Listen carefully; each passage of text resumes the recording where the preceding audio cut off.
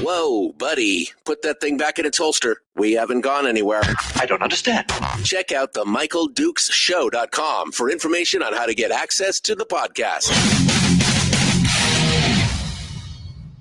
Welcome to the party, pal.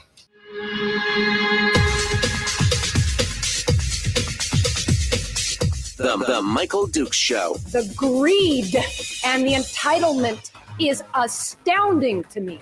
What more could you want from a low-budget radio program? This is a dumpster fire. That was just BS. It is time to get a new perspective. We know just what you need, and we've got just the cure. Open wide and prepare for a steaming hot cup of freedom. I just don't fathom it. The Michael Dukes Show, streaming live across the world. Live around the world on the internet at MichaelDukesShow.com and across the state of Alaska on this, your favorite radio station and or FM translator. Hello, my friends. How are you doing? How is your Monday? Are you ready?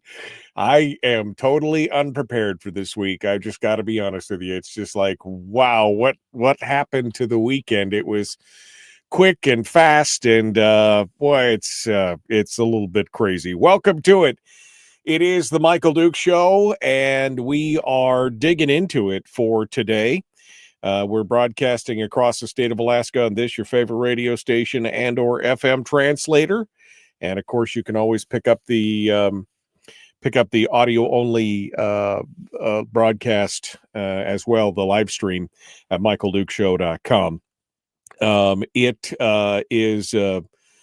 was a great weekend.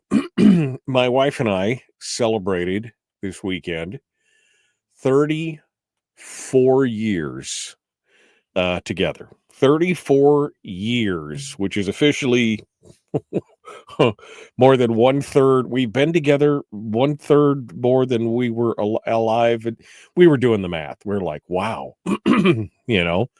We got married young. I robbed the cradle there, and so 34 years of wedded bliss. I mean, you know how it is. You know how it is. It's not all bliss, but it's been 34 wonderful years together, and here we are. And just seems like the time just rushes by, man. Just rushes on by. So it was a great anniversary weekend, and we were just loving it. So anyway, it was fantastic. So I hope you had as good a weekend, a great a weekend as I did. It's been busy.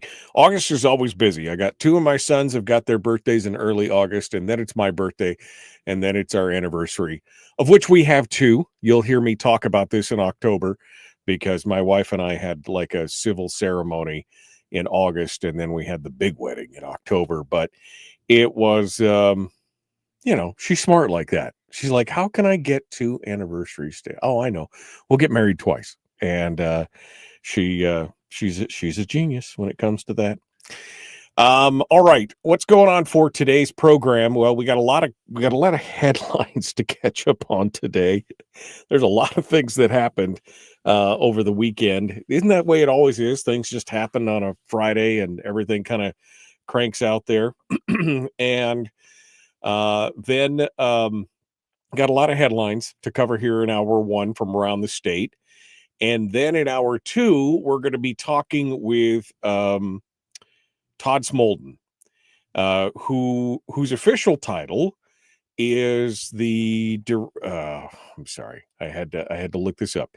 He is the regional director of the governor's office in the Mat-Su Valley, but he seems to really be the front man and the gladiator, I guess, out there, spending his time talking about education. He's been talking about educational issues around the state, And he told me that excuse me, little frog in my throat there. He told me he'd been listening to the interviews over the last couple weeks where we've been talking with a lot of the Republicans who had overridden the governor's veto. And he said, he said that not everything that they talked about appears to be accurate. And he wanted to explain how some of the things that they're talking about are not exactly as they seem. And who am I to argue when somebody from the governor's office wants to come on and talk with us? Because that is, well, let's face it, it's kind of unusual. We haven't had the governor on the program in since 2023. Gosh, I couldn't even tell you the last time we had the governor on the program. It's been that long. And it's unfortunate because this is an open and friendly platform for pretty much anybody, even people we disagree with. And the governor had made the commitment when he ran for re-election, because it's something that I often ask many politicians when they're on, especially when we seem to be getting some good information, if they would like to come on the program and we can talk about it. And unfortunately, the governor has been heretofore reticent in coming on the show, which is again a little bit difficult when you can't get the information, or can't get the governor to call you with the information that you need to get things ready to rock and roll. And it's frustrating. So we will gladly take the take on the governor here, and or take on the discussion with uh, Todd Smolden about the all the good stuff. So, all right. So we're gonna work on that. That'll be for hour 2 here this morning, and we'll see where that goes. How about that? Well, how about that? We'll work on that. So where are we going to get started here? Well, I think first things first, we need to take a look at some of the smaller stories from around the state. One of the stories that caught my attention was in Fairbanks. One of the things that Alaska still seems to be good at is it still seems to be a good place for people to try and run away. A man was arrested in Fairbanks after he took some pot shots at Fairbanks police officers on Saturday. No one was hit. This guy was identified as a 33-year-old gentleman from Mississippi. They responded down to the area of 16th Avenue and Cushman Street, and there were reports of a man with a gun arguing with a woman. When the police tried to talk to him, he fired shots at them and ran away. They later found him apparently in a tent on 17th Avenue. They pulled SWAT in, and he was arrested. It's found that he had an extraditable warrant out of Mississippi, and he's now being charged with attempted assault, misconduct involving a weapon, a fugitive from justice, false report, and disorder. Again, this is where people try and go, but apparently he missed the whole part about laying low, right? I mean, you're supposed to lay. Shh.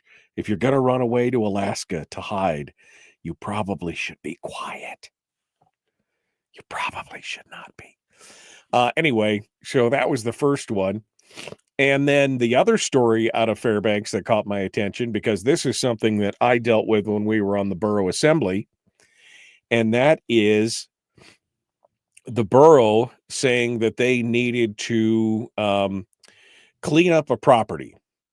Now they went out and got a they got a court order apparently, and they're working to enforce the borough's code against what are known as junkyard properties.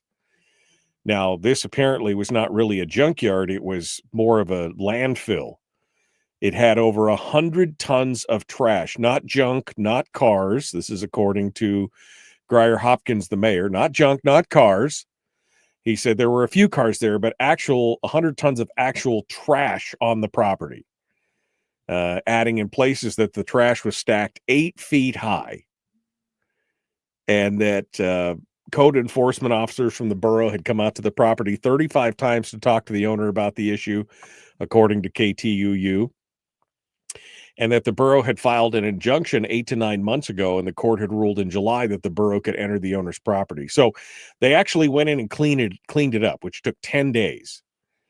And now the borough is going to hold a $60,000 lien on the property to recoup the cleaning expenses.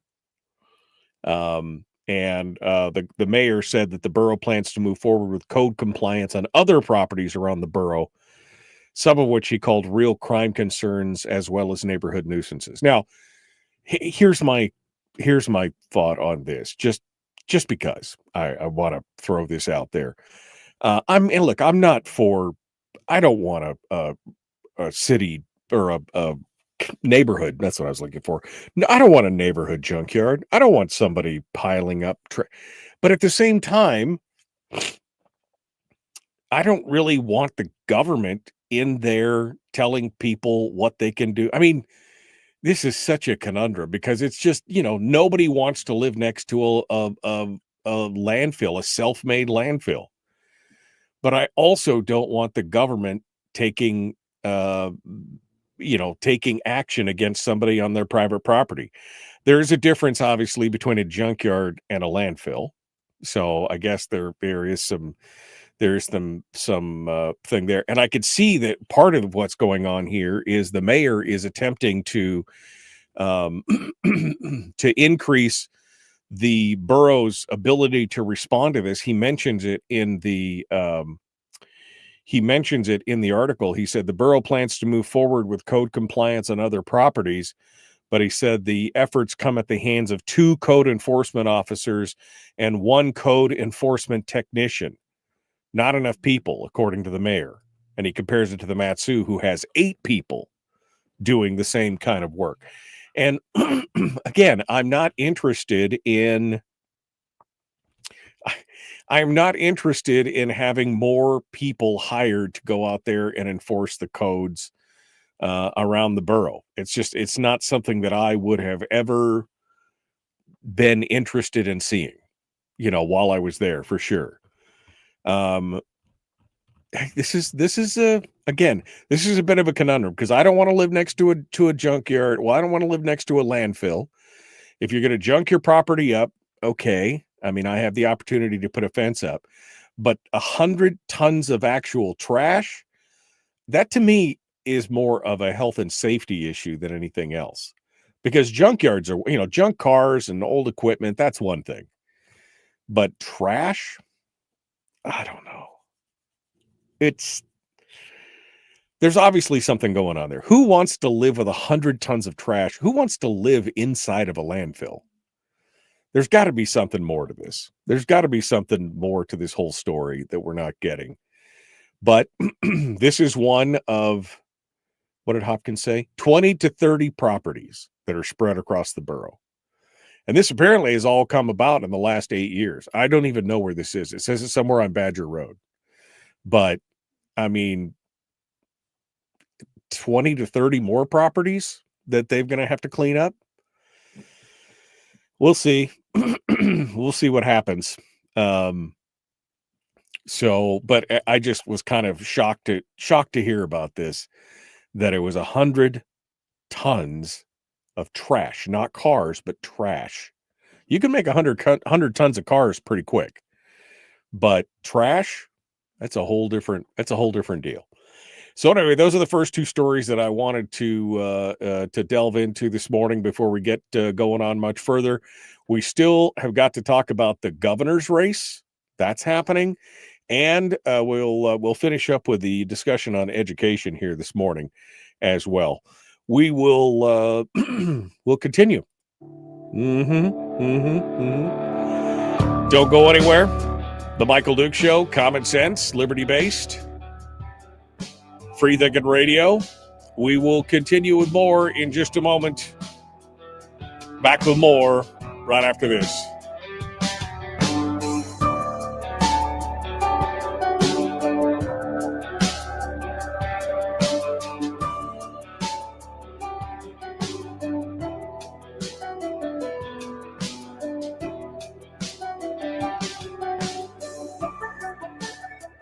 If you missed the show, you can listen to it on your time with Dukes On Demand.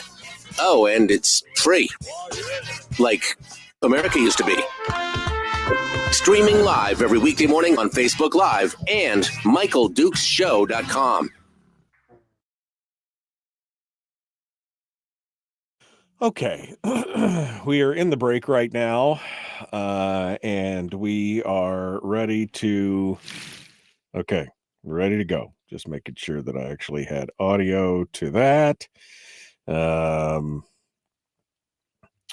Let's see. Just making sure that the phone systems work, because we're gonna have to be doing it on the phone system this morning. So we're gonna continue here. Make sure we got Todd ready for Todd. We'll be all ready for Todd Smolden here this morning as we get ready to go on. How was your guys' weekend? How was your weekend? How are you doing? You ready to go? You ready to go? Ready to dive into the deep end of the pool, so to speak? Let's get things going on. All right. I know you can tell I'm multitasking. I know I'm sorry. Hey, look at that. All right. We are ready to go. All right. Got it. Man, it was a weekend for sure. It was a fun time. We had a really great celebration, and just really had a great weekend. It was so good. Okay. Yeah, David said, "You are married to a saint." Back at you, David. Back at you. And then Tawny says she's having a problem apparently leaving comments, although I can see her comments. Oh, it only allows replies, no emojis. Weird. Yeah, check for an update to see what it is. Yeah, Chris says, I remember that Dunleavy said he wanted to come on Firearms Friday. But yeah, we saw how that worked out, huh? We saw how that is kind of no, didn't work out. Didn't work out at all. Let's see. Since when have public officials been a favor of public scrutiny? Yeah, that shooting was intense for sure, Rob.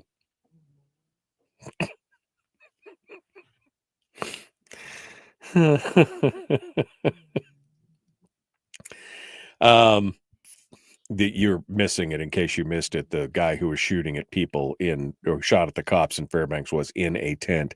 So it was intense. Get it?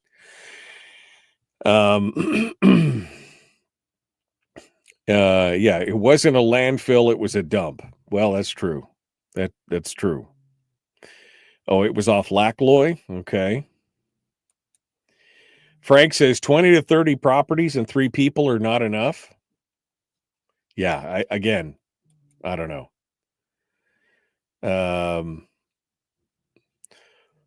Hopkins' goal is to sell those properties and get real tax revenue off of them, according to a Facebook short I watched.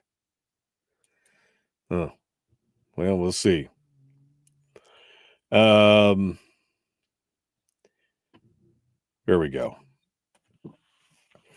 All right, so we're all caught up. I'm all caught up on the on the commentary here this morning, and we are ready to go. I guess we'll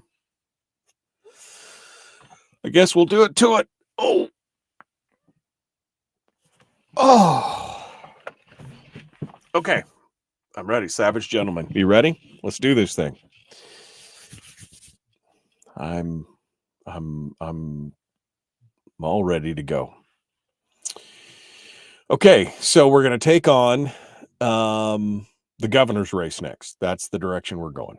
We're going to take on the governor's race, and we're going to give you the latest and greatest on that, including the Treg Taylor, the one you didn't know you needed.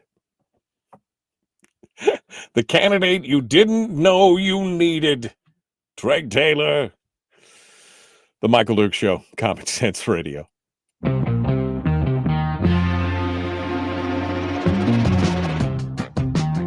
The Michael Duke Show. Seriously humorous with a pinch of intellect. Sorry. That is humorous. Here's Michael Dukes. Okay. We are ready to, Matt, we're ready to go. We're ready to dive back into this. And we're going to talk about the governor's race before we dive into education. I've got a story about, there's a full breakdown here on education. I guess let me preface the education discussion, okay? So what's going to happen is the Anchorage School District is basically driving the bus on the whole education push in the state right now, okay? They're the ones that are really calling the shots. And if you look at some of the pieces and parts in HB 57, you'll see specifically that there were some metrics in there and some guide with some framework that had to do with the size of classrooms inside the Anchorage School District. They were setting themselves up to get even more money.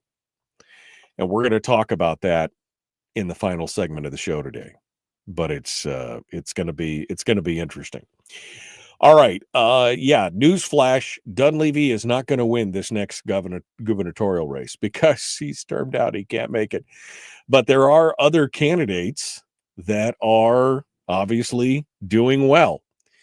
First and foremost, Treg Taylor announced that he is going to resign on the 29th. So the end of this week, Treg Taylor is out as the Attorney General of the state of Alaska.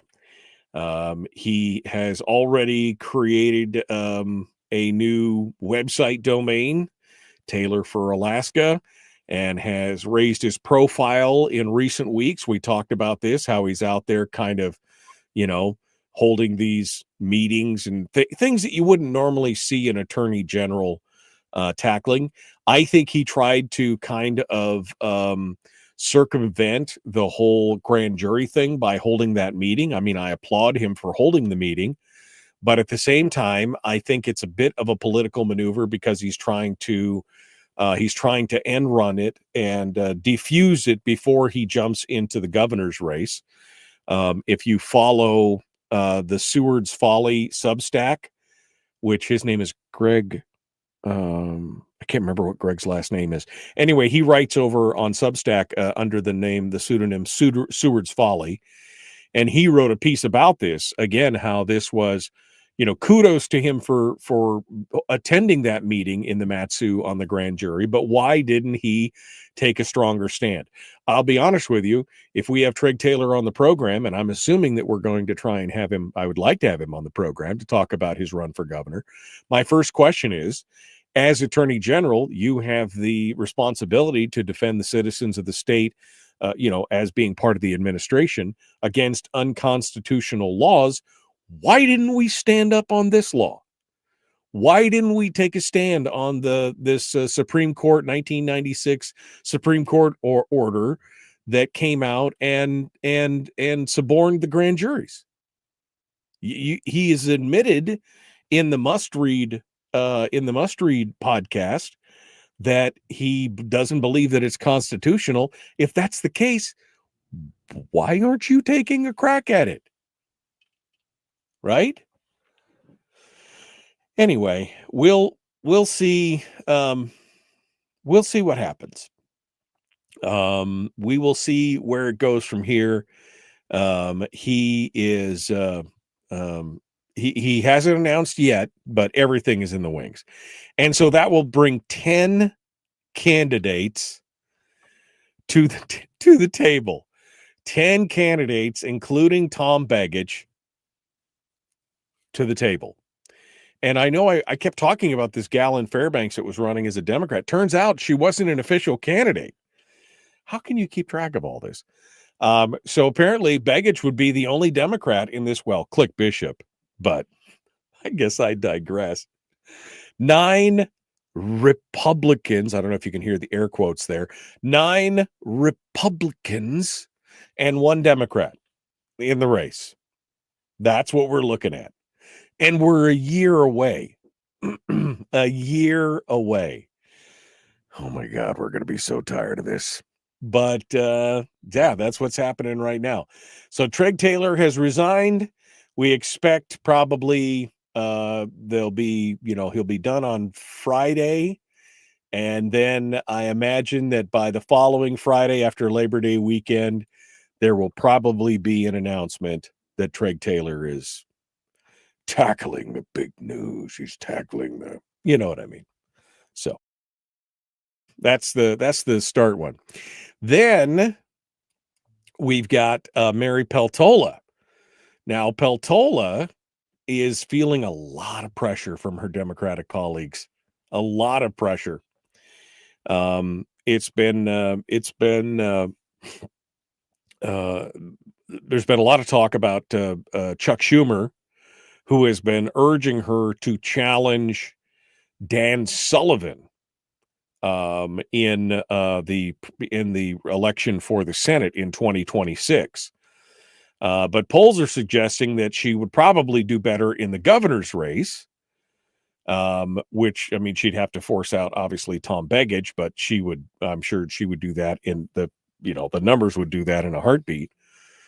But she is apparently, according to some of the polling, has been, still looking at that Senate race, and she's more open to that idea than the governor's race, despite the long odds of actually being able to do that.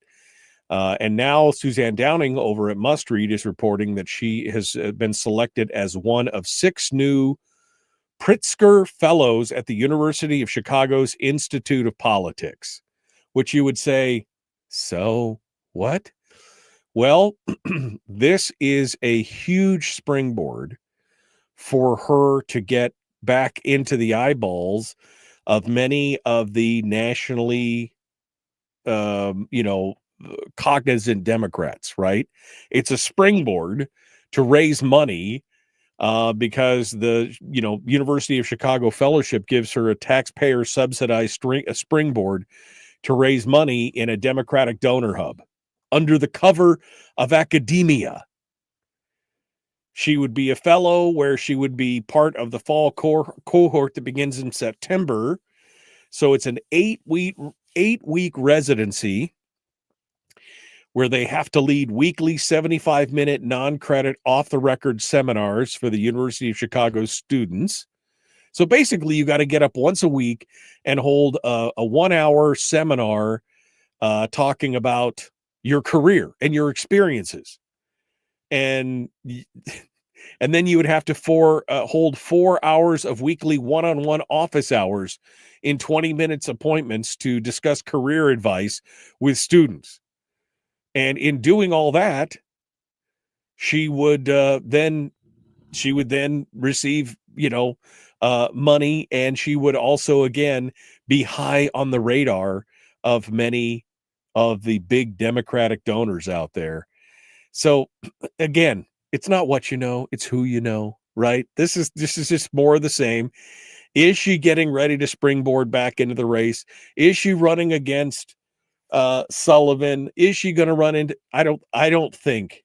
I mean, we've got a year, I don't see her jumping back into the governor's race. Maybe, but I think once you've gotten a taste of the big life, you don't want to come back down into the plebeian society. I've been a congressman. I don't want to be a governor. I don't know. And I don't know if she would win. I really don't. I know that Data for Progress poll showed that she's, well ahead. But again, they're partisan polls. I mean, I don't know. There is a new poll out, by the way, that speaking of the governor's race, there is a new poll out that includes Bernadette Wilson. And she not only was there, I don't know if did we talk about the straw poll last week? I think we talked about the straw poll last week, right? The straw poll that came out during the Kenai State Fair down in Inilchik, where Bernadette Wilson walked off with the whole game there as well. According to Must Read, there's a new poll that was conducted by Signal Research. It tested 8 Republicans and Mary Peltola. Survey took place from the 24th to the 27th of July amongst likely GOP voters. Wilson led the pack with 17% in support, followed by Nancy Dahlstrom at 11%. Peltola was at 9%. No other candidate, so that would have been Wilson and Dahlstrom. Of all of the other candidates, only Wilson and Dahlstrom broke the double-digit mark. All the other candidates broke the 6%. No, none of them went over 6%. The poll found that 41% of voters remain undecided, which is, again, not unusual at this. We're a year out, folks. I mean, the primary is a year away. But it does show that Bernadette has gotten some traction in the beginning here. There's no granular data on this whole thing. It was just the summary of the poll that was released. It looks like that the poll was conducted apparently at the behest of Nancy Dahlstrom. That was due, they're just looking at how the questions were worded, et cetera, et cetera. But it's interesting that the Adam Crum, his name was misspelled as Crumb, and says that Crum and Treg Taylor are also Rands. They're not even going to get, they're just a shrug of who are they and why should you care kind of thing. According to the verbiage of the poll, Lieutenant Governor Nancy Dahlstrom stands out with a 46% unknown and the highest favorability at 31%. Yet in the question asking who people would vote for, there were different results. When asked who they'd support if the election were held today, Wilson led with 17%, Dahlstrom with 11%, and Peltola with 9%. After exposure to candidate messaging and positions on the issues, Dahlstrom's support grew to 23%, Wilson to 18%, while 30% remain undecided. That suggests that voters are leading towards a candidate with a strong record of leadership, which I have questions about. Nancy Dahlstrom, lovely lady, lovely woman. Good to see that she backed out of the whole Peltola baggage thing when she did. That showed some leadership, but that has been the only effort of leadership that I have seen from Nancy Dahlstrom in her entire career in the legislature and in the lieutenant governor's office. There's just when you say a candidate with a strong record of leadership, what has she done for me lately? I don't know. But again, it goes to show you that how PACs or how polls can be manipulated, that it was only after they exposed them to the candidate's message. After exposure to candidate messaging and positions on issues, Dahlstrom's support grew to 23%. She was at 11%. then went to 23. But the good news is, I think that of all the candidates out there, the one who's talking the talk that I like, now, are they walking the walk? I don't know, is still Bernadette Wilson. I have questions for Bernadette, and I have told her campaign that I have questions. She's talking the talk, but how are we going to walk the walk? That's going to be the big question when this is all said and done. So here we are a year away. I mean, literally almost to the day, a year away from the gubernatorial primaries. And we still don't know how many people are going to be in, what's going to be happening, how it's going to happen. But we do know this next year is going to be exhausting from a gubernatorial standpoint, I guess. All right, we got to go. We got more coming up. Hour 2 is going to be ahead. We got one final segment. We're going to talk about education. And then we're going to be joined by Todd Smolden from the governor's Matsu office. We will return in just a moment. The Michael Duke Show.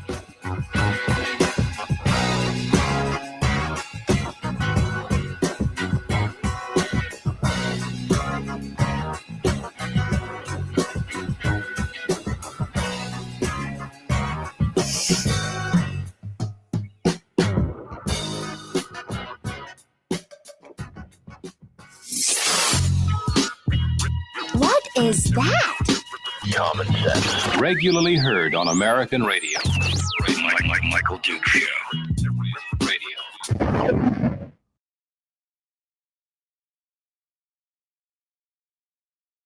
Okay. Hi, how are you? How are you doing? You ever have one of those moments where you're like, did I forget to do something? Yeah, I'm having that moment today, guys. It's kind of that day all day today. Did I forget to do something? Was there something that I forgot to do? Just check, see if I did forget to do it, because I may have done it. It's just kind of, just kind of one of those things. Did I do it or did I not do it? Oh, come on. Everything is so slow this morning. Find it. I did it. Okay. I did it. I did do it. I did do it. Right? I mean, you're like, I did that, right? I'm sure. I'm sure I just did that. Yeah. Okay. Let me get caught up here. Our favorite NPC. I know who he's talking about without even looking. He's talking about Nancy Dahlstrom. Good morning. More money. Okay, we're going through here. How can we keep track of this? We can't. That's your job, says Rick. Is that it? It's my job to keep track of it. I can't even keep track of it. I mean, that's just, it's just crazy. Anthony said, man, I cannot endure another Peltola MK Ultra advertising campaign taking over my media sources again. I'm just now finally untangling the last remnants of the brainwashing from the last one. I mean, it's going to be messy. It's going to be messy. And quite honestly, I can't wait. It's going to be fantastic. It's going to be a great opportunity for advertising all the candidates out there. I mean, it's going to be, and I mean, I guess it's the University of Chicago. I was just going to think, how many students are going to line up to hear Mary Peltola's life experiences once a week for 75 minutes? And I bet it pays well. I bet it pays well. Kevin said, and this was in my response to, well, I don't want to go to governor because I was a congressman. Frank Murkowski did. And I agree. It does happen. Although I'm getting this feeling from her, and I don't know her. I'm just like from afar. She's like, she hasn't jumped on it. But again, reminder, it's a year away. She could jump on the bandwagon anytime. But there is some strategy that has to go around this, because remember, you can raise money. You can raise up to the maximum cap in a single year. So there is a deadline where if you want money to be contributed to you as a candidate, you can have the first tranche has to be done before December 31st. And then the second tranche can be on January 1st for the next year, right? So if she's got to announce, she really kind of has to announce this year if she wants to raise a bunch of money for this year. And then she can raise, you know what I'm saying? She's got to get 2 years worth of money. So I don't know. It's anyway, it's going to be interesting to see how it works. Frank said Peltola could give a class on how to not hold your fishing rod. I didn't see it. Was she holding it upside down? I don't even know.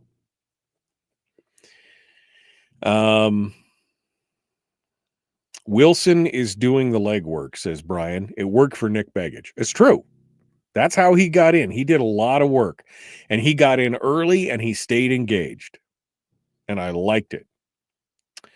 Now, I'd love to have him back on the program. We've only interviewed him once since he's become the Congress critter, and I've been trying to get him back on, and I'm getting a little bit of stonewall from his people. I'll be honest. I mean, I haven't resorted to calling him on the phone personally, but I might. If I can't get his people to, not calling him, but texting him on the phone. I might. I've been trying to get him on the program for a month and a half, almost 6 weeks now. In fact, my last email to them was like, are you guys ignoring me? Because I'd really like to know what's going on. Oh, we're not ignoring you. He's just busy. I know he's busy. I mean, it's been 6 weeks. Anyway, Chris says, I can't wait for the TV commercials to come out and the radio. I think you're being facetious there, Chris. I think you're being a little bit facetious. If we talk about these people till election time once a week, oh my God, they will be calling us in to tell us how they can fix it all. It's over a year away. I know. Yeah. Where is this candidate with a strong record of leadership again? I know, right? It's like you expose them to their strong leadership record. Okay. You exposed them to something. I don't know what it was. 7 edits on the Wilson video from Saturday isn't a good look, says Gail. I don't know. I haven't watched it yet. All right. We got to go.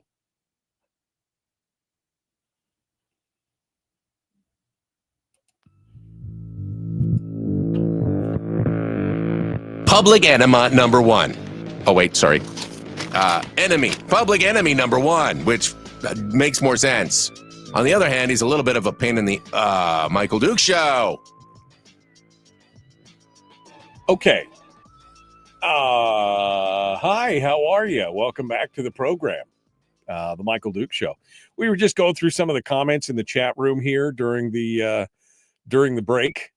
And there are some interesting comments here about what they've talking about to all the stuff. But I think a lot of people are kind of in agreement with me. Like, what exactly is going on with Nancy Dahlstrom to show that she's great leadership material, right? She's great leadership material. Exactly what? How does that work?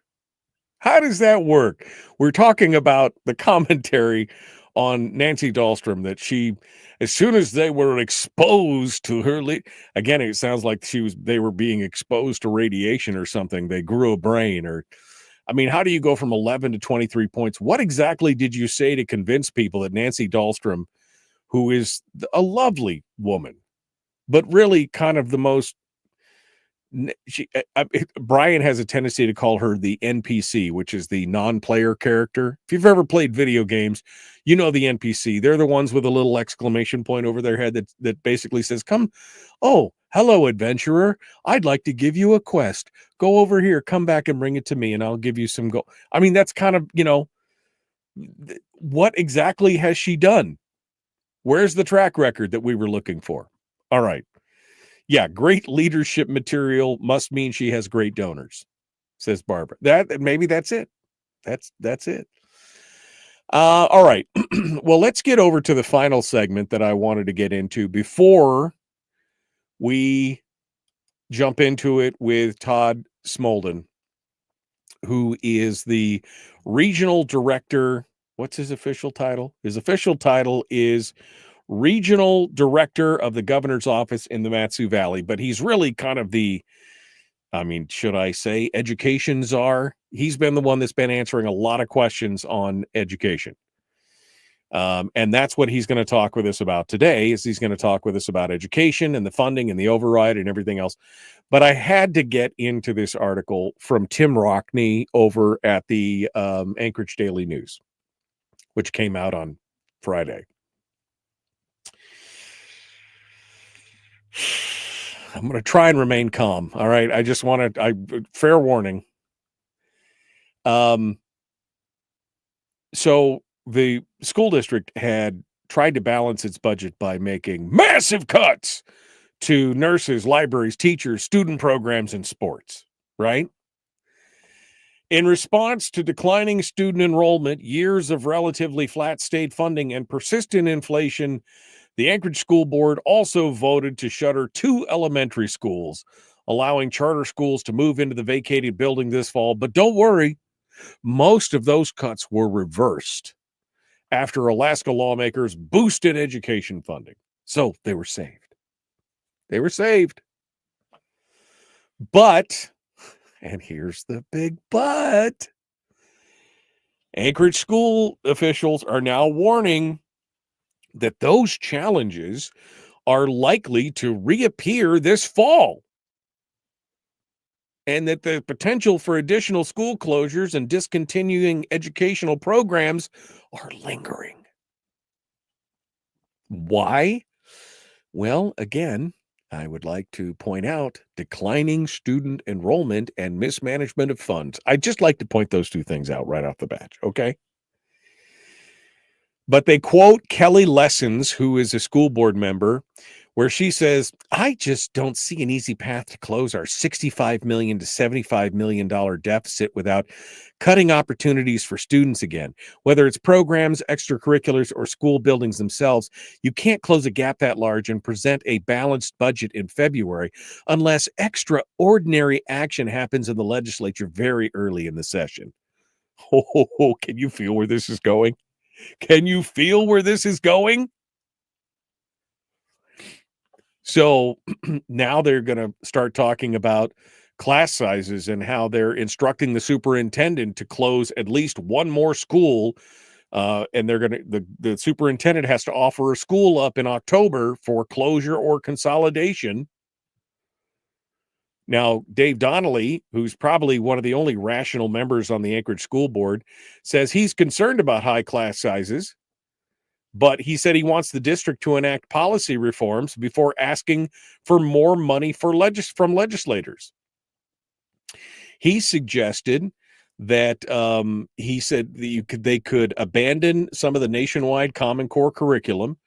They could remove a planning period for middle school teachers, increase instructional time for students throughout the year, and align the district with federal stances on student pronoun usage and transgender athletes. He estimates that removing the middle school planning period alone could save about $3 million. That's a pretty good chunk. Okay. All right.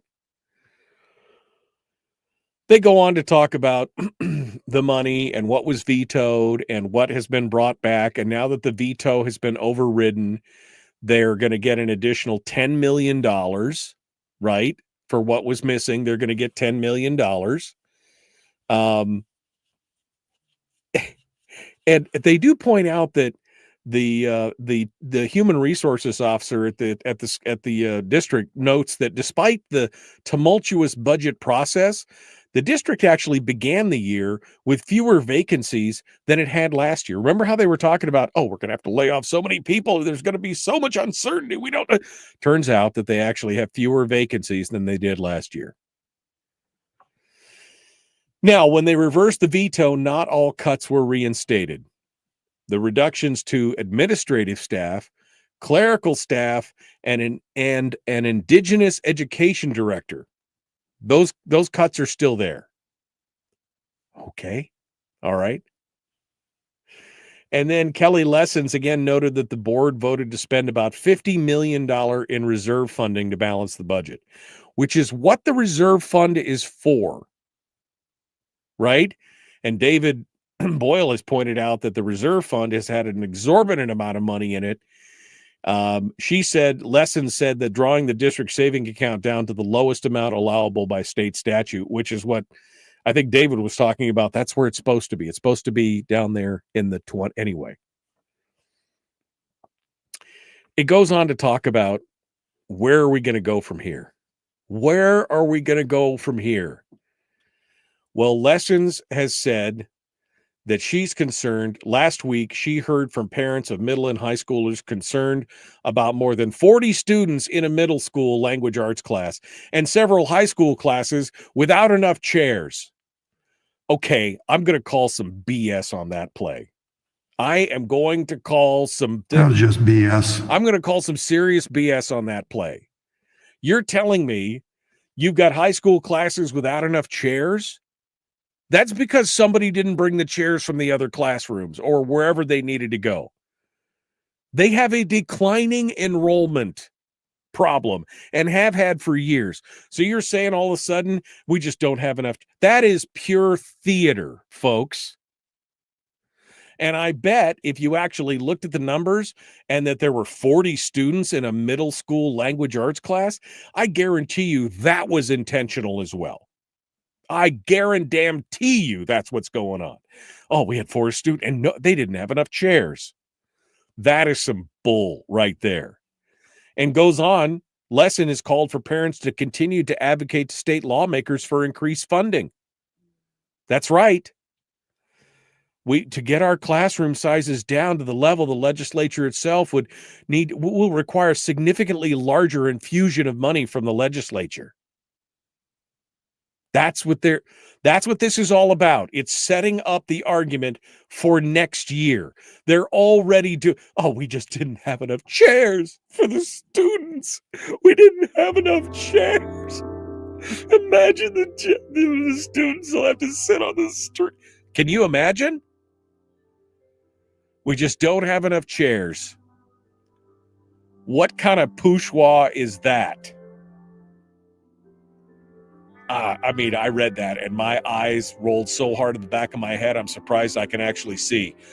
All right, we got to go. Todd Smolden's going to be joining us here in a few moments. The Michael Duke Show, common sense, liberty-based, free thinking radio. We'll be back, hour 2, dead ahead.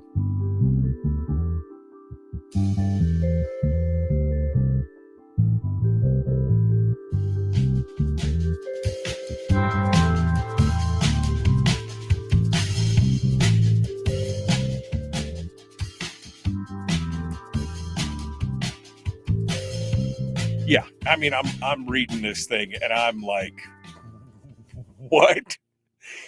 They don't have chairs? They just don't have chairs. We need more chairs. Yeah. Mm-hmm.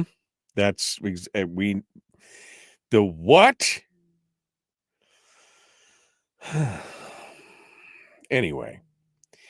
I just, yeah, there you go. They could sell chairs, donate a chair and get your name engraved on the back. There you go. There's a possibility for you to get all squared away in. But the fact that that is the answer. Well, we had 40 kids in a language arts class, and then the high schoolers didn't have enough chairs. Again, this all sounds like somebody's being manipulated. Hello. It sounds like somebody's being it sounds like somebody's being manipulated there. That's all I'm saying. Not enough chairs. The humanity, says Dave. Yeah, exactly. All right. Well, let's before we get too far along here, let me get Todd on the line here. See if we can get him ready to go here. Mm-hmm.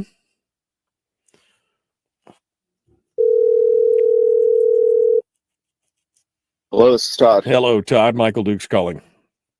Hey, Michael. Nice to talk again. Yeah, you too, sir. Are you all ready? You're in a safe space? In a safe I am space? in a safe space. Okay. All Yeah. right. Good. All right. Well, we're in the top of the hour break. It's just you, me, and 65 of our closest friends on the internet. We're hanging out here, getting ready to go. I'm going to put you on hold, and we'll be rejoining and getting things started here in about 4 minutes. Okay. Sounds good. Okay. Meanwhile, I'm going to start reading some of the commentary from the chat room. We've got Todd Smolden on hold there. He is the regional director from the governor's Matsu office, but he has kind of been the education czar to answer a lot of the education questions from the governor's office. Anyway, meanwhile, guys, look, I try not to get too upset about this stuff. But does this not sound like a setup to you? Here's how it's read. After school started last week, Kelly Lessons heard from parents of middle and high schoolers concerned about more than 40 students in a middle school language arts class and several high school classes without enough chairs. We don't have enough chairs. Which, again, this is so manipulative. They do this on purpose. Right? They can plan that kind of stuff out. They know how many students are going to be in the class. You're telling me they just don't have enough chairs to go around in all of this high school for everybody to have a seat with declining enrollment over the last 10 years? What do? Sell the chairs off as the enrollment declines? They sell off the empty seats? And more than 40 students in a middle school class. Come on. Are you telling me that wasn't fabricated or manipulated? That maybe some teacher didn't take the day off and they split the class. I'm calling BS on the play. All right. I'm throwing a flag on this play. This is, again, the first week of school, and they're trying to make a point. Lessons called for parents to continue advocating to state lawmakers to increase funding. We've got to get our class size down to the level that we're going to require a significantly larger infusion of money from the legislature, is what she said. So come on. Are you telling me that this was not manufactured? That this is not made to order? We just don't have enough. We don't have enough chairs for the high schoolers. Okay. Come on, man. Come on. That to me is, but people are going to buy it. People are actually, that's the worst part. People are actually going to buy that. The fact that they put 40 students in a middle school language arts class and several high school classes without enough chairs. That's a you problem.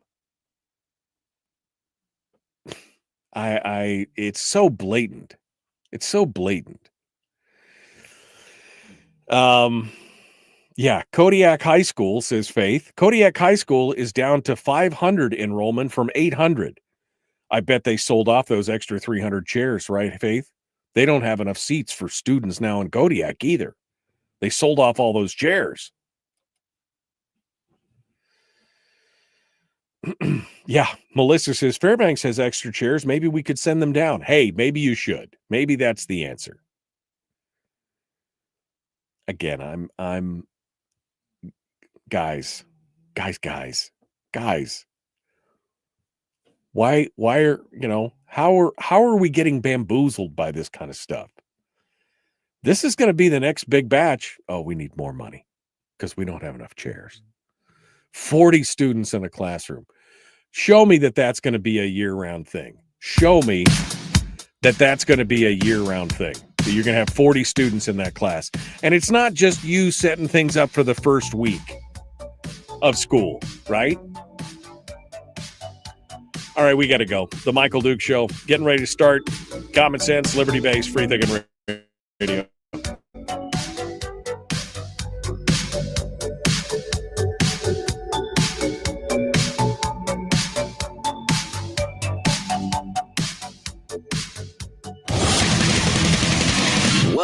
Buddy, put that thing back in its holster. We haven't gone anywhere. I don't understand. Check out themichaeldukesshow.com for information on how to get access to the podcast. Welcome to the party, pal.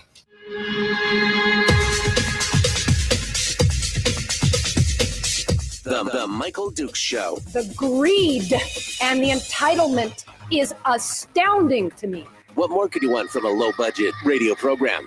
This is a dumpster fire. That's just BS. It is time to get a new perspective.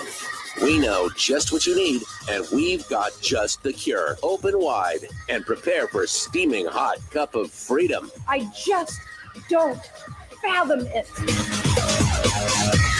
The Michael Dukes Show, streaming live across the world. Live around the world on the internet at michaeldukeshow.com and across the state of Alaska on this, your favorite radio station and or FM translator. Good morning, my friends. Welcome to Hour 2 of the Big Radio Show. We've been talking about all kinds of stuff this morning, but we just finished up with education, and my head is going to explode over some of the shenanigans that we're seeing across the state from the school districts and the school boards and the unions and everything else. But last week, it wasn't my head that was going to explode. The governor's regional director for his Matsu office, Todd Smolden, was listening to all the politicians and the Republicans in the minority who came on the program over the last 10, 12 days or so and have given their reasoning as to why they voted to override the governor's veto. And he said some of this stuff is not necessarily 100% accurate. And he wanted to come on the program to talk with us about this. And so we have invited him on the program. And so without further ado, let's get into this and bring up our guest for today. Again, Todd Smolden, regional director from the governor's office in the Matsu. He joins us this morning to talk about all this and then some. Good morning, Todd. How are you?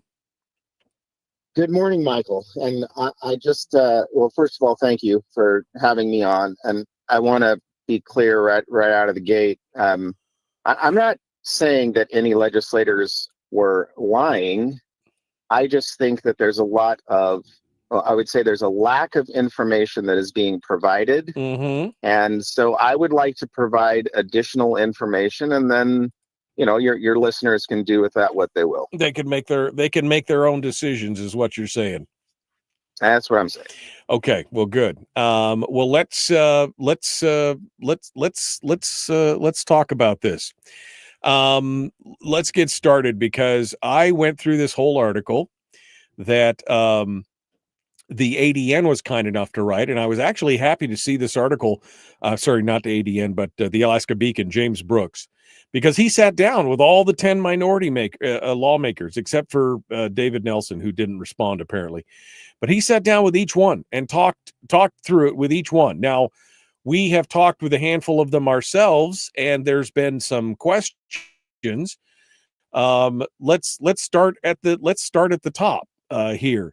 I know that Will Stapp had came in and said that he was voting for the budget to override because he was trying to be conservative, and he was trying to make sure that things were, what did he say? It comes back to that stability and predictability in the budget, and that his school district had done a lot of hard work on this.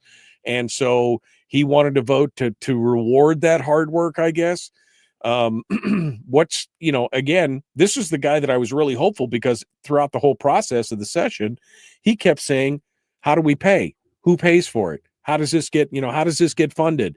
And in the end, we ended up again with an additional $50 million in spend. And of course, we talked to Jeremy Bynum, we talked to Mike Cronk. So give us your thoughts here on the overrides in general and where this is going and why it's been such a battle so far, Todd. Well, I had a lot of hope for Representative Stapp as well. So I share your, I commiserate in your hope. But one of the things we say in the governor's office is hope is not a strategy. And I know you use that phrase as well. I think what I would start with, just in a real general sense, is that this has been going on for, I would say, this battle, whatever you want to call it, has been going on for over 2 years. And from the governor's perspective, there's a difference between one-time funding versus a permanent change to the BSA, because one of those, the one-time funding, still leaves some leverage for those who want reforms in our public school system to try to get those politically. I mean, politics is about, it is the art of compromise, but it's a game of information and leverage. And so in a real general sense, what I would say is that those Republican legislators who want change, want meaningful change, and HB 57 isn't meaningful change, those who say they want it, to then override the governor multiple times, even though he continued to give them an opportunity to get back leverage. I'm not sure how much they want change, because when you take away one of the very few pieces of leverage left, which is a permanent increase in the BSA, you're hurting the cause. Right. So part of the argument here is that by including this in a reoccurring funding model in the BSA, is that you've lost the ability to hold them accountable. If you have a one-time funding piece, you could say every year, okay, hey, you said you were going to do this last year. You still haven't done it. Do you really think we're going to give you the money this year if you don't do what you said you were going to do?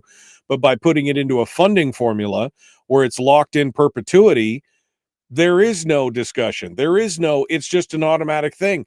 They'll be like, hey, give you the finger on the way out the door. We got the money. We can do what we want. That's kind of what we're talking about here, is it takes away that ability, the leverage to make the changes that are needed. That's right. And I know I'm going to probably upset 95% of your audience this morning, Michael. So I hope everybody gets prepared here. But so let's go to and I hope we can get into some details here throughout the hour. I'm sure we will. But sure. So let's go to the most recent special session, which, by the way, is still happening. Did you know that? I mean, I guess we're adjourned.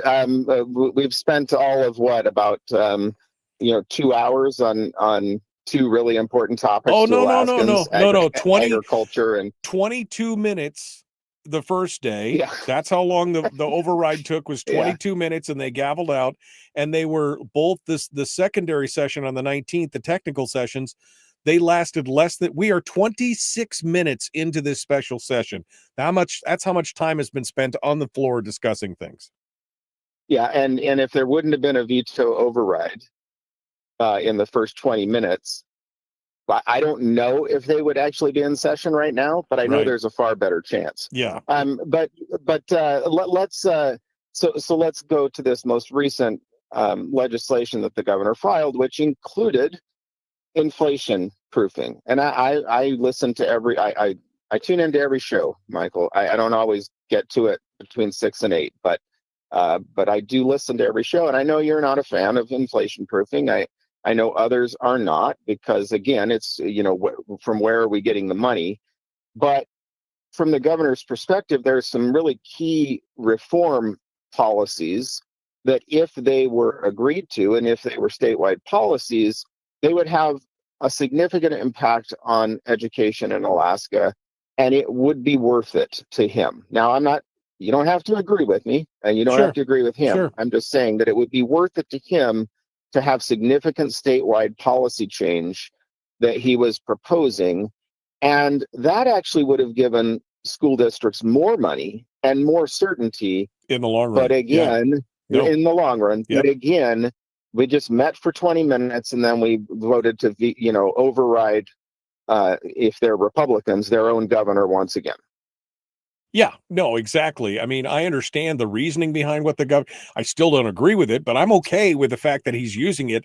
Again, they're using it as a tool to say, if you give us these policy points that the governor had laid out in his bills that he proposed specifically for the special session, if you give us these policy points, we'll not only give you the BSA funding, we will also include a inflation proofing factor, which in the long run will give you even more money. And they They're not interested in that because it had to do with policy. They don't want to, again, shut up and give us our money.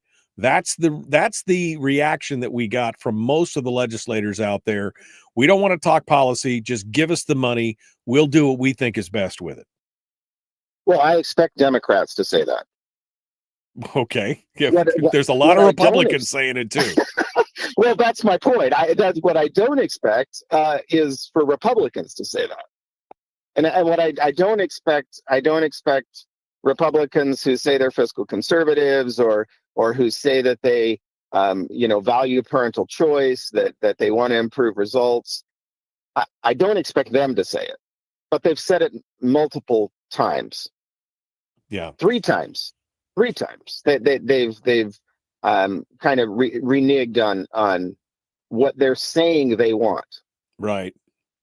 Well, and again, they're going to get another bite at the apple, Todd. I was just talking about it. I don't know if you heard early on, but or at the end of the last hour, I mean, already you could see that the battle lines are being drawn. The Anchorage School District.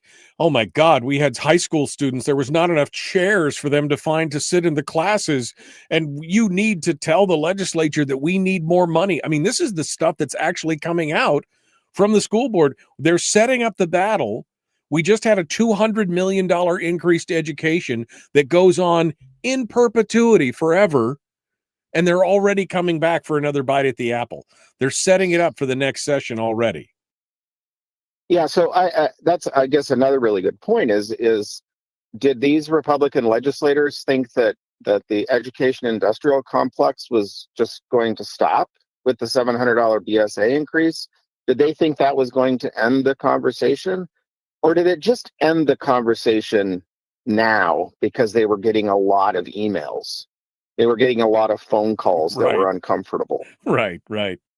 Yeah, were they getting that pushback now? And of course, most people, it seems like most people are not paying that close of attention to the details.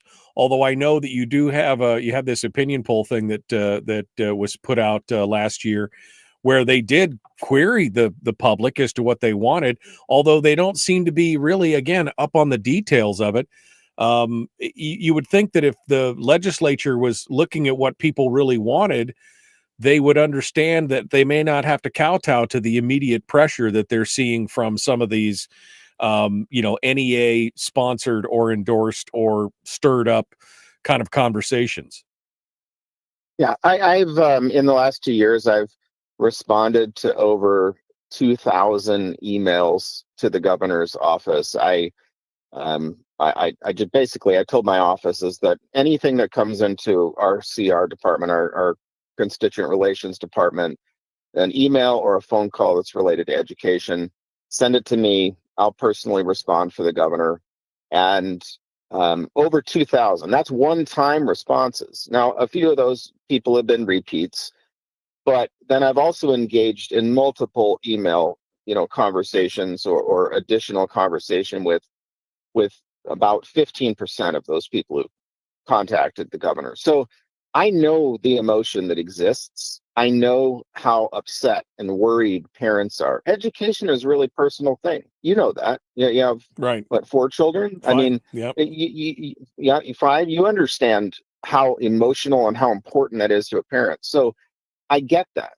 But we can't afford at 51st in the nation to continue to just dump money down the toilet, or scatter it from a helicopter, and hope that school districts are going to use it well. We just can't. Yeah.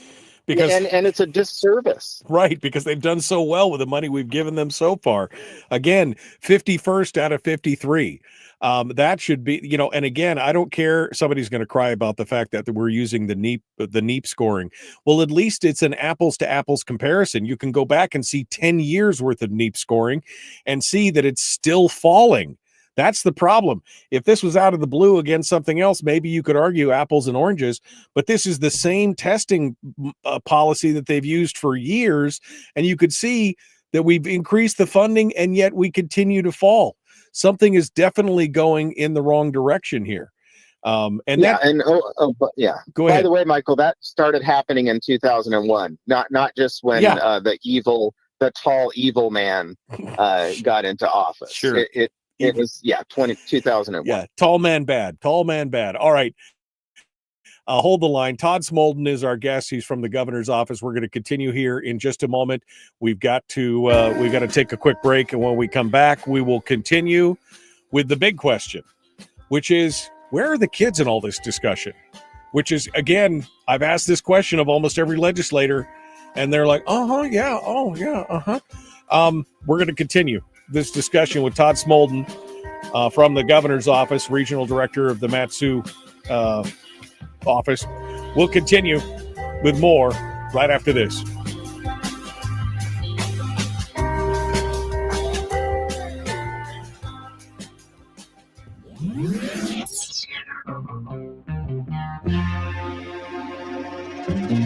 Listened to by more staffers in Juneau than any other show, because their bosses told them to. And after what they just heard, oh man, they're going to be pissed. You're a bad, bad man. The Michael Duke Show.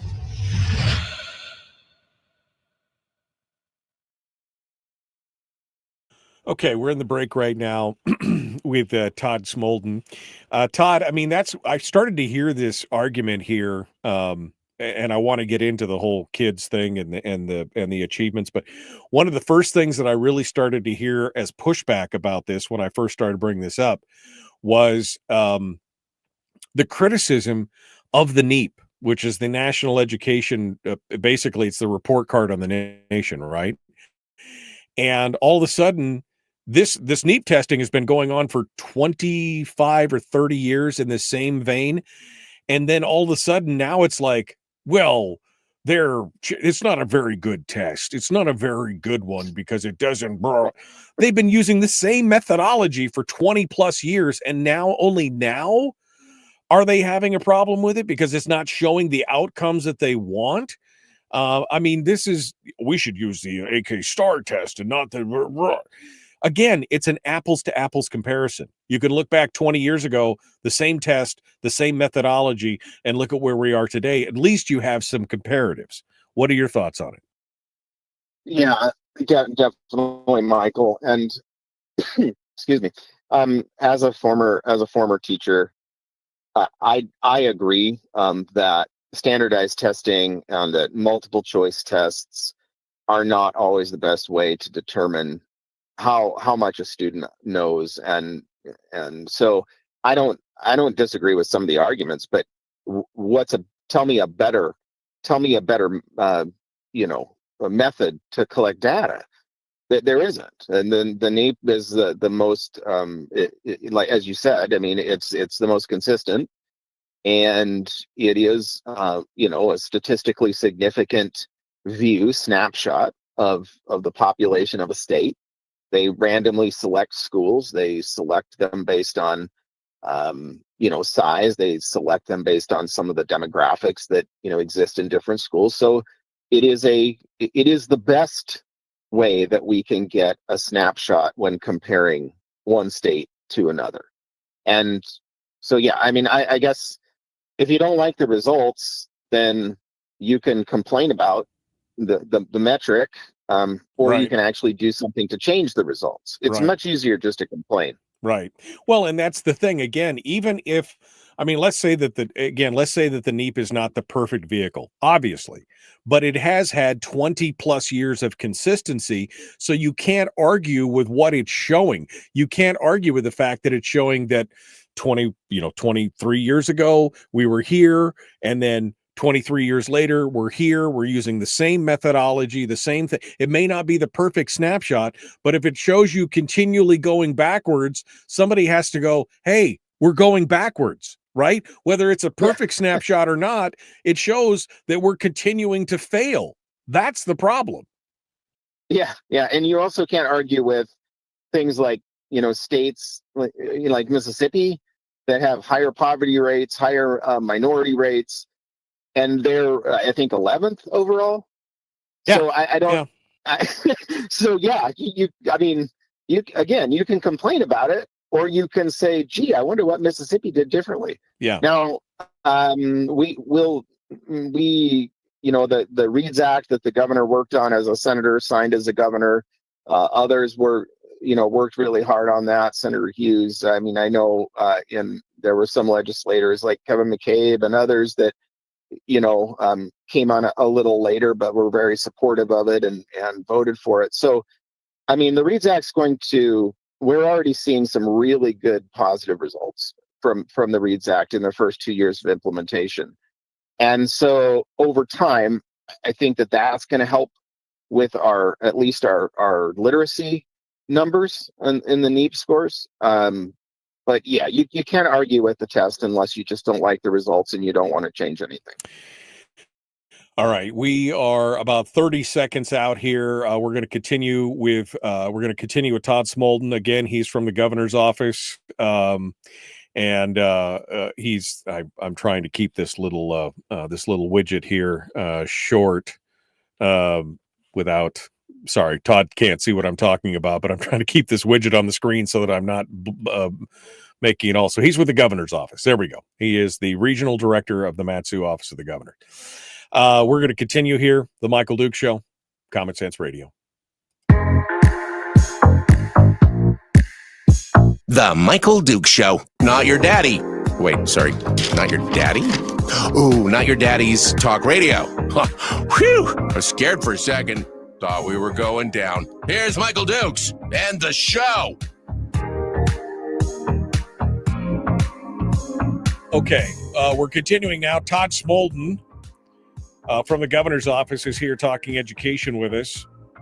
And over the last few years, he's been kind of the go-to guy answering all the questions on education that have been directed at the governor's office. And we were just talking about it during the break that there is no perfect assessment. There is no perfect test to show, where each student is at, et cetera, et cetera. But at least with a 20-year history of doing the same thing over and over and over again and using the same methodology, you could see that we've got a problem because 20 years ago, the students were doing better than they are today with the same basic testing that we're seeing. So you can't argue. You can argue that the test is not perfect, which I would agree. It's probably not perfect. No test is. But at least you've got a track record of consistency in the statistics to understand that we're going backwards. And Todd, that's my biggest question. That's the question I've asked every legislator. We seem in this whole conversation over the last 18 months that we've been fighting this resurgence in a request for education funding. The one thing that seems to be lost in the conversation is, what about the kids? What about the educational outcomes? We're not talking about that. We're always talking about the money and the teachers and the programs and the this and the that. But what about student achievement? It's not being discussed. In fact, when it's being brought up, the answer is, we're not going to just shut up and give us our money. We'll fix it. There's going to be no policy discussion. We're just shut up and give us the money. The children, the educational outcomes are being lost in the conversation. Yeah, that's what's so sad in all of this, Michael, is that the reason why I wanted to become a teacher is I felt like I wasn't really adequately prepared for life after high school. And I don't blame, any particular teachers or anything like that. I mean, my parents, neither one of my parents they were both high school graduates. I was the first person in my family to get a college degree. And so they didn't. I mean, they knew school was important. That was, they expected me to go to school. If my dad knew that I liked to play sports, so he kind of upped to my game by saying, well, no, C average isn't good enough. You need actually a B average if you want to play sports. So he gave me the right carrots and sticks to get a little bit motivated in high school. But the reality is that I didn't know what I wanted to be when I grew up. I wasn't adequately prepared for graduation, and a lot of kids aren't. And I'm not blaming any one particular person but I am blaming a system. And that's kind of what the governor, is arguing here, is that we have a failing system. We have a system, a public school system, that is based on an outdated model where kids go and most of them go and sit in a desk for 6.5 hours, talking about driving a young man crazy. I mean, my senior year, I had 3 PE classes. I don't know how I finagled that. I think I was an aide for one of them, and somehow I got a couple others. But like, we have this system that is failing students, and so I know people get, a little bit upset when the governor talks about a failing system, and they take it personally. School board members take it personally. Teachers take it personally. He's not saying any one group of people or person is responsible for this. It's a failing system. It's an outdated system. And we are not adequately preparing a lot of our young people for being successful after high school. Period. And that's Full just stop. that's just the bottom line. Yeah. Well, and I've been saying that for years. I've been saying for years, 15, 20 years, that there is something fundamentally wrong, flawed in not just in Alaska, but across the nation in our educational system. Until we acknowledge that basically the way that we do things has changed. We're no longer in the Industrial Revolution. We're no longer looking for workers who can punch out widgets, on an assembly line.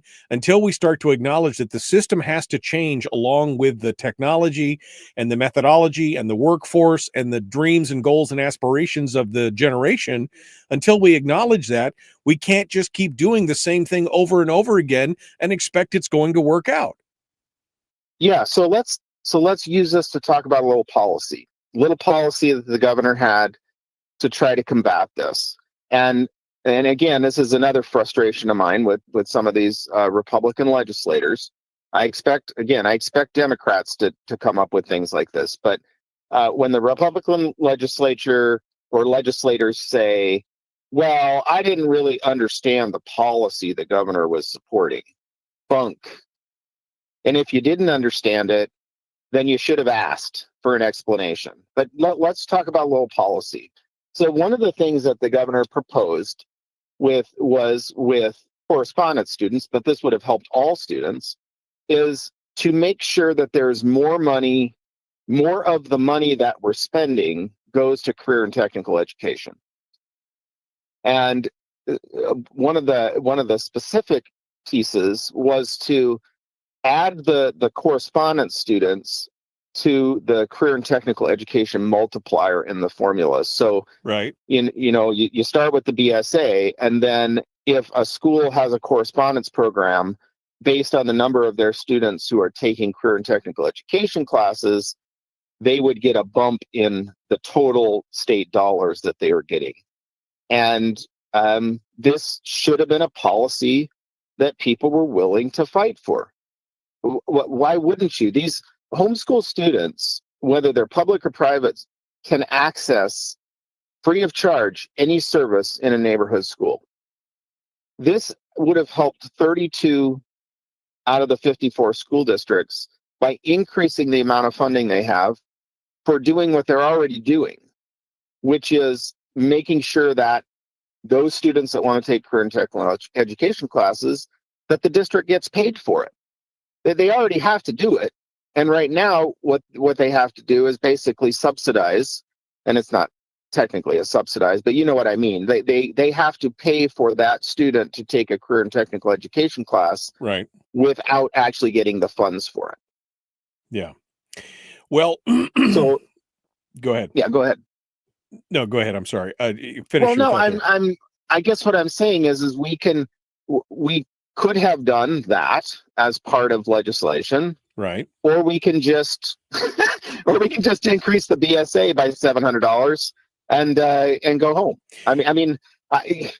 And there are some districts that are doing this already. The Matsu School District has either we elected a really good board, so I apologize to everybody else. And I know there are good board members in other districts, and I'm sure Melissa's listening right now.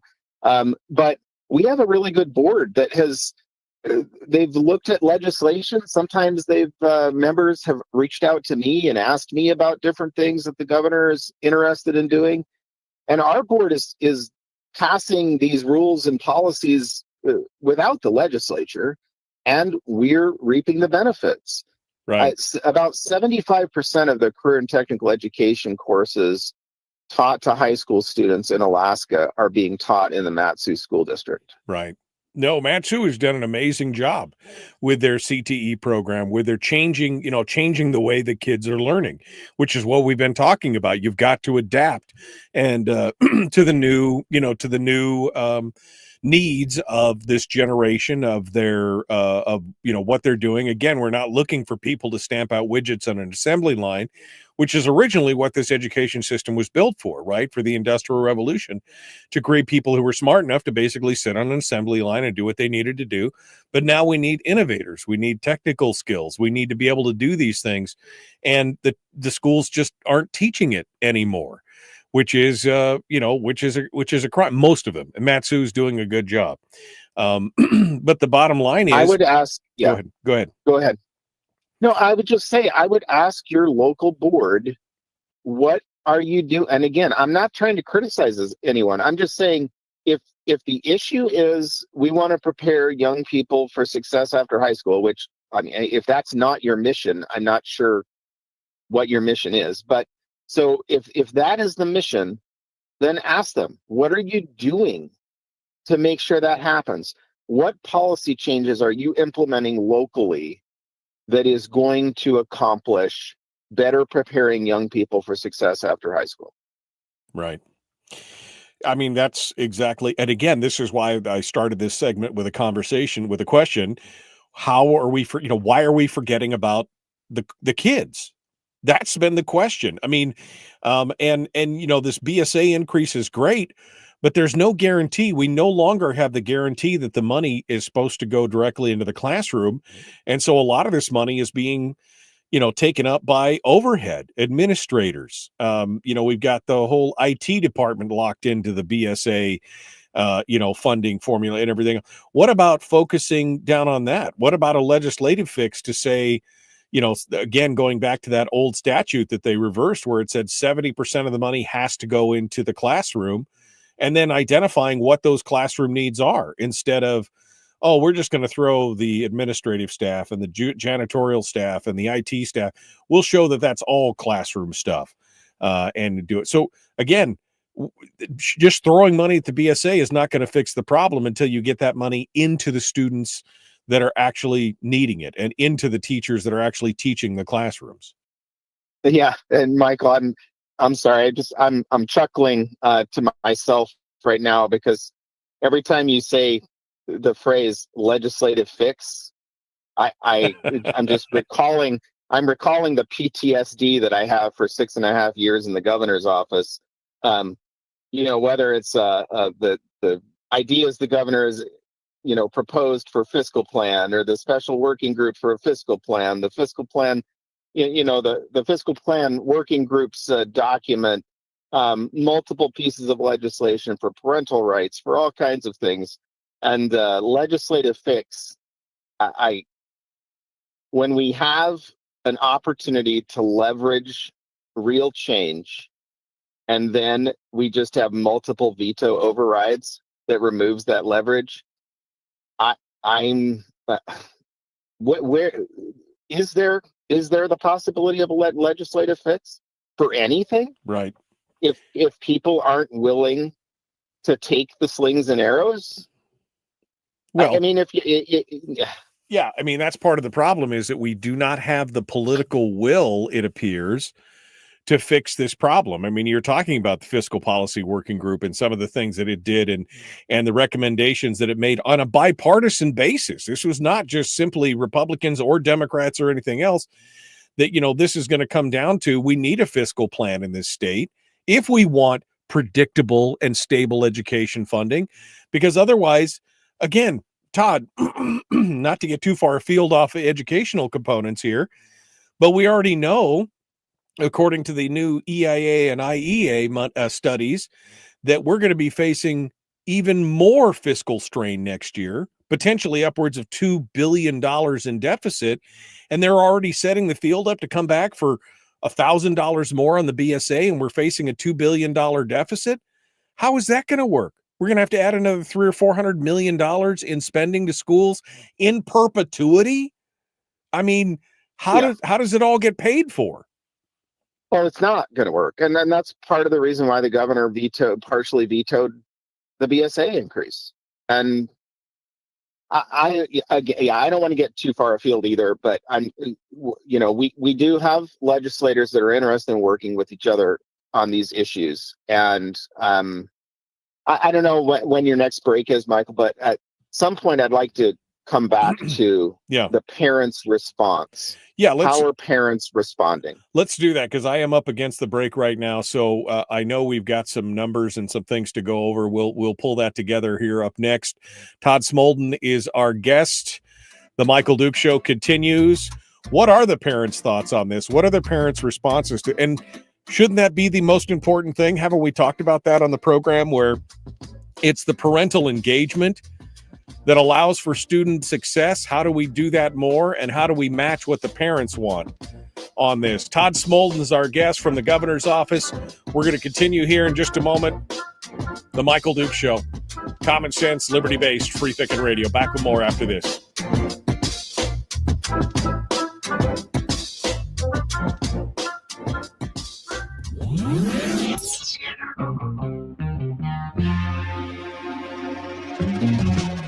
Running on 100% pure beard power. Oh, also some coffee. We dip our beard in coffee. Ha, nice beard. The Michael Duke Show.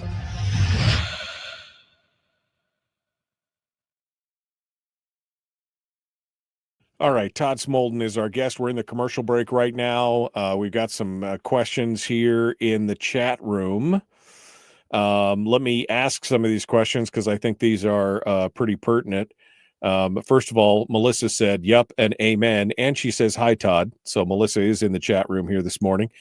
Todd, David says, asks, Todd, why do we send money to districts for transporting charter students when the districts do not transport those students? We need to only fund brick and mortar students transportation. That was one of his questions. I don't know if you want to tackle that. Change the law. Yeah. Change the law. Change the law. Change the Well, see what I did there, Michael? I see what you did there. That's a funny joke. Yeah, no, that's exactly it. He also says one of the solutions is the state deed needs to be at the union's negotiating table for school districts. The state has no voice, yet funds the negotiated results. I think they need to be there in those kind of things, because they are on the hook when it's all said and done, for sure. Anthony, yeah, I would say change the law on that too, but I don't think there's a restriction. However, I think that the bargaining entities get to decide who participates in their negotiations. So, well, but you would think that if the state is ultimately on the hook for what transpires out of that, you'd think that there would be an argument to say the state should be at the table at some point, in that regard, even as just the funding entity. You'd think that they should be there. Anthony, I don't know if they would want to just be there and listen and watch that circus, but yeah, I understand. Anthony said, if you're in the education business in Alaska, where we spend more than the entire nation, and we are currently fighting off Guam and Puerto Rico for our spot at the bottom of the rankings, you should take it personally and feel bad.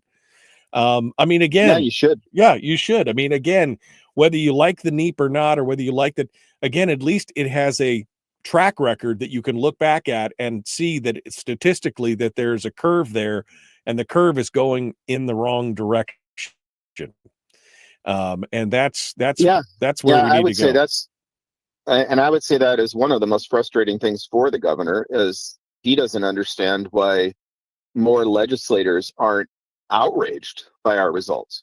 Yeah. Ultimately, the system of schools is established by the legislature, the public school system, and it's governed by the legislature through statute. And then that statute is executed by the Department of Education. So if people want the Department of Education to have more power, then there has to be statute changes. Right. And that requires the legislature. So why aren't more people outraged by the fact that we're 51st? We heard from Representative Bynum that the deed does have the statutes and the reg. They should provide oversight. They've got the horsepower But do they really? I mean, that's the first I've ever heard about it. The deed. Well, yeah. When you asked Representative Bynum to explain what power they had, I remember him not really having an answer to that.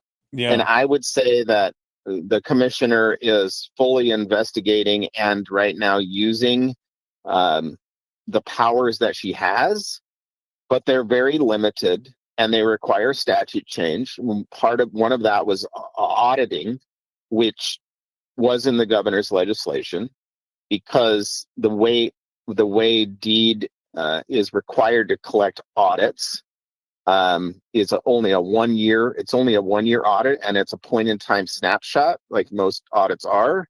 And so, deed without, and this is what they're going to start to do, without looking at, keeping all the audits from year to year, they can't really see where the money's going. They can't see where the money is being shifted. And we could talk about that a little bit too during the show if you want to. Yeah, no, I mean, that's always been part of my, because I think, and we got about a minute, 20 seconds here, but I'm just going to say, I have been placing the blame for a lot of this strictly on the school districts and the school boards themselves, because they are continuing to act as if they know that they've had declining enrollment. We've had declining enrollment for over 10 years. We know that it's projected to continue, and yet they continue to build budgets and funds like always on a best case scenario. We always want to keep the same money that we had, even though we have fewer students. And even though our whole funding formula is built on a per student basis, we want to have the same money. And instead of building a budget for the worst case scenario to know, hey, we're going to have fewer students, they keep building it on the best case and then throw their hands up in the air and scream, my God, what's happening? It's a crisis. It's a crisis that is being created by the entities that are supposed to be budgeting for it. Am I wrong? No, you're not wrong, but as long as people keep falling for the emotional attack and voting to override the governor and remove any leverage he has for meaningful change, then they'll keep using that approach.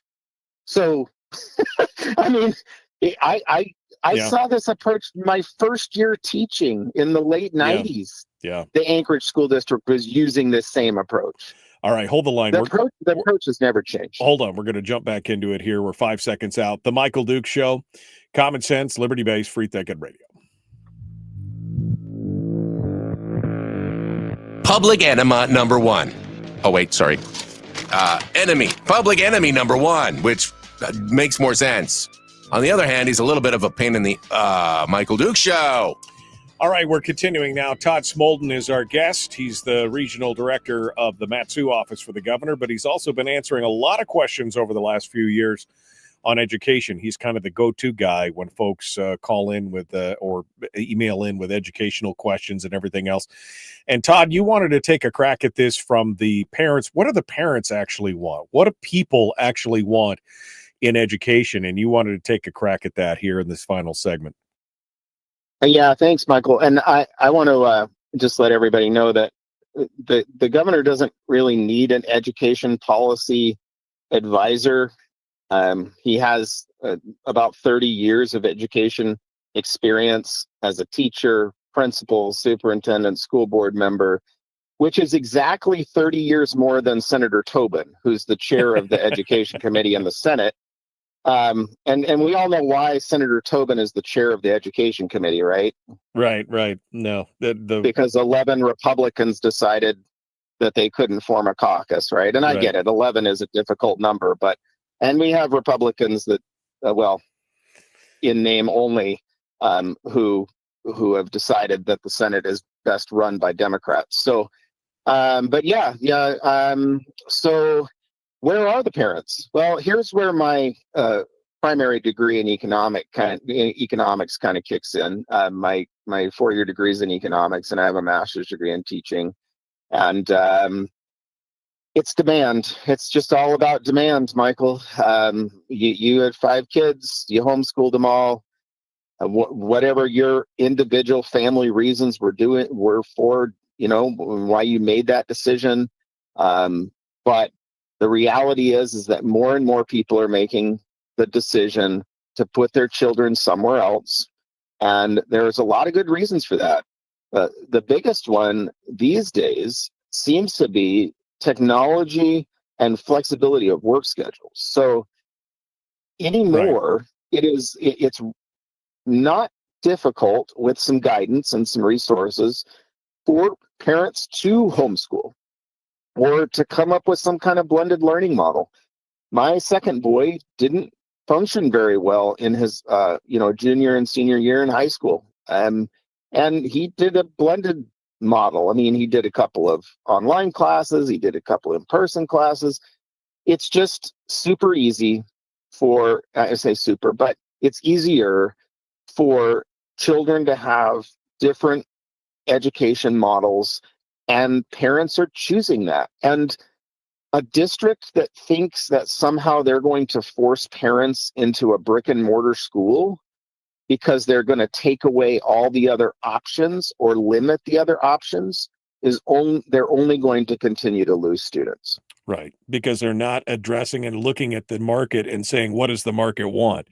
And that was actually one of the things that came out of COVID. One of the silver linings was people discovered it wasn't nearly as hard to homeschool their kids as they thought, because they discovered that there were plenty of options out there. And that's why, like Galena City School District and IDEA and programs like that have exploded, because they were providing that option that parents wanted. That's why we had a double-digit increase in homeschooling in this state, because there were organizations like that came up and gave them an alternative.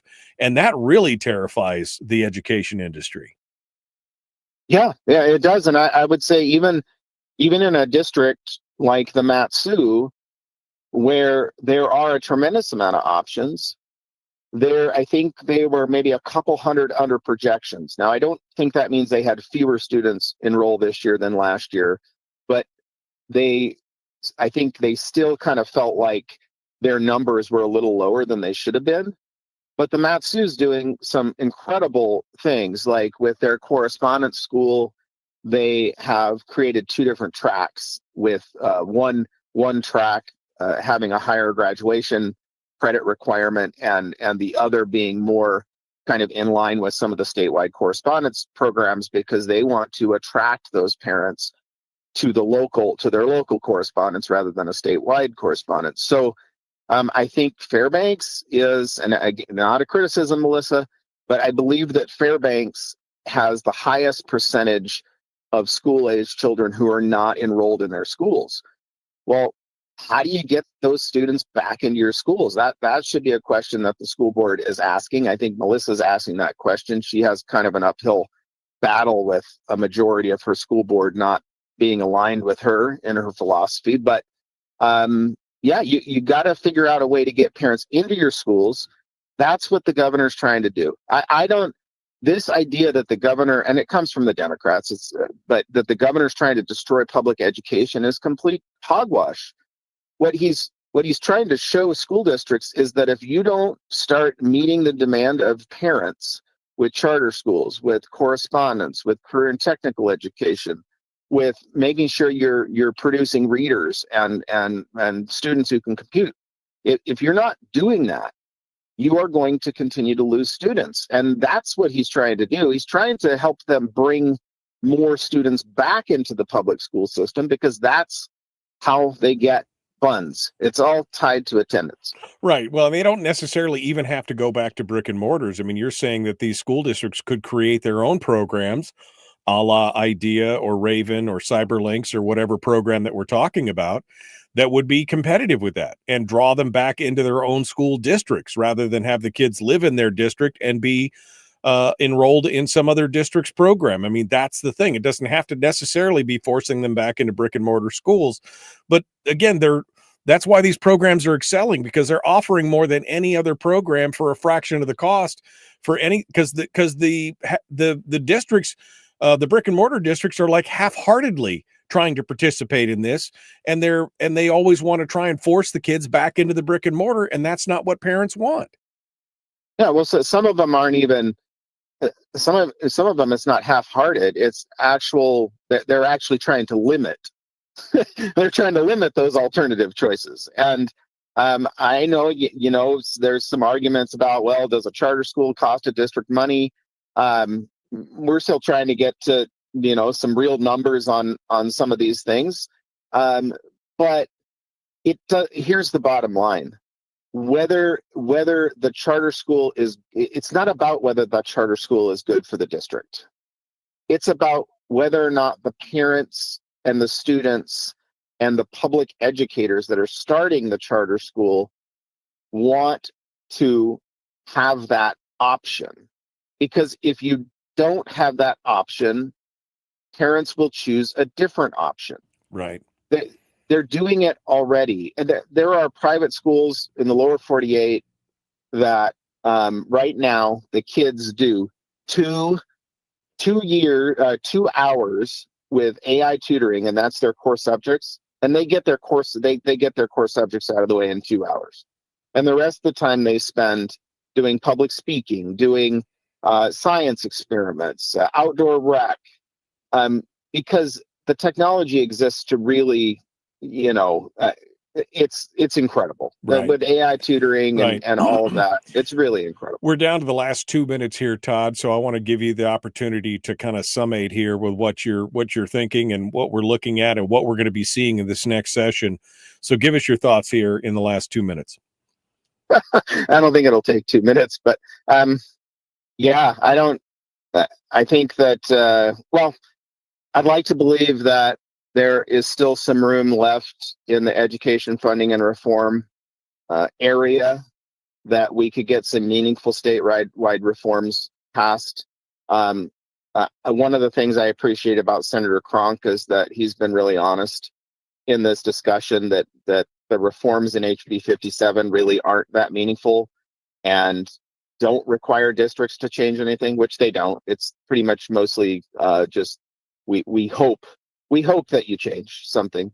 So I'd like to believe that there's still some room there, although with the legislature just overriding the governor's partial veto, overriding his veto of 57, it'll be really difficult. And so it'll be interesting. It'll probably be another year where the education associations say that they just can't do it and they need more money, and we'll see how, I guess, the Republican legislators respond to that. Yeah, well, that's going to be the interesting part. How they're going to respond, and how do we pay for it all? And is it going to actually deliver the results that we want? Those are the questions we should be. But again, hope is not a plan. And that's part of the problem. All right, Todd Smolden from the governor's office. Todd, thank you so much. Hold the line for just 1 second. We're about to wrap up. Folks, we're out of time. We will see you guys tomorrow. Brad Keithley, Chris Story, and more for this week. Be kind, love one another, live well. The Michael Duke Show. All right, Todd, real deal. Final bite at the apple here. Anything we didn't hit on, anything you want to hit before we let you go? This is your final clarion call here. Well, I would just say that if anybody has any questions, please feel free to reach out to the Matsu governor's office. You can find the phone number for the office if you go to the governor's page and look under the Matsu office. I would encourage them to go to the governor's web page and click on the Strong Families link, because there's a section in there about education if they're interested in what the governor actually proposed and why he was proposing it and why he will continue to fight for these things. They should go there and look at that. But yeah, if anybody has any questions, I'm always happy to take phone calls and have discussions. Yeah, I think we should just never forget the true pivot point of this conversation should be the kids and their educational outcomes. And it just seems like that's the one thing that keeps getting lost in this conversation is the kids and the educational outcomes. It seems to always be about money and positions and policies and power and all this other kind of stuff. What about the kids? That's my question. And why aren't we changing with the times? And that's what we need to be doing, is my thought. Yeah. Well, if school districts don't do that, they'll continue to lose. They're just going to continue to lose parents. They're going to continue to lose children. And with that, they'll continue to lose funding. Yeah, absolutely. All right. Well, Todd, thank you so much for sticking with us throughout the hour. I appreciate that. We look forward to talking to you again here in the future. Thanks for coming on board with us today. All right. Have a good one, Michael. Thank All right. you. Appreciate it. Thank you. Okay, folks, that does it for us today. We got to go. We are out of time, and we will see you guys mañana. That means tomorrow, for those of you who are wondering. We'll see you tomorrow. Brad Keithley will be with us. Chris Story. Maybe we'll have somebody else Wednesday. Maybe we should just spend this whole week just focusing on education. I mean, I will lose my ever-loving mind if we do, but maybe it's something we need to. I got this new study for this Dittman poll on what parents really want from education.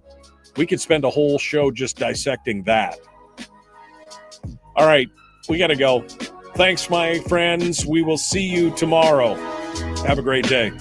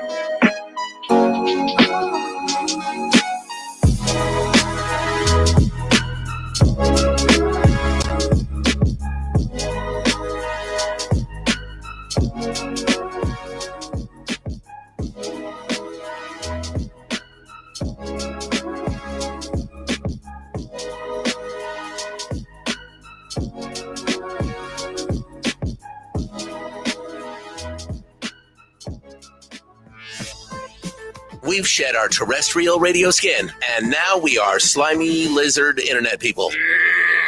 It's the Michael Duke Show.